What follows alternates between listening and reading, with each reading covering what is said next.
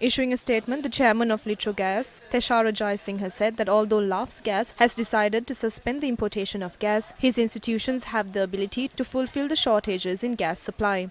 The statement added that Litrogas will issue gas to any type of cylinder in any color and that it already has the necessary stocks to meet the local requirement. It added that Litrogas possesses the capability and market network to import extra stocks when necessary. They had requested for the price to be increased by 751 rupees. Since the general public cannot bear the burden of such an increase, especially in the context of COVID-19, the President stated that the government should bear the expenses without passing it on to the consumers. A special committee has been appointed by the Ministry of Finance to manage this matter. The Ministry of Finance will assess how this can be maintained in the future. State gas institutions will act to ensure a shortage of gas does not occur in the country.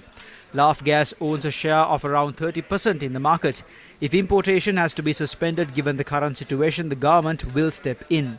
The Ministry of Finance has appointed a management committee to decide on the matter pertaining to it.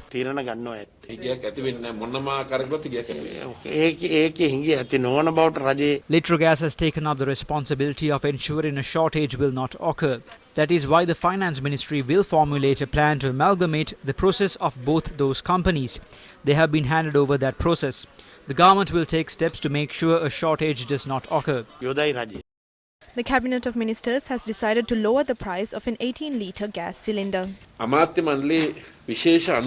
Special approval has been granted by the Cabinet to advertise an 18-litre gas cylinder which truly has the capacity of 18 litres.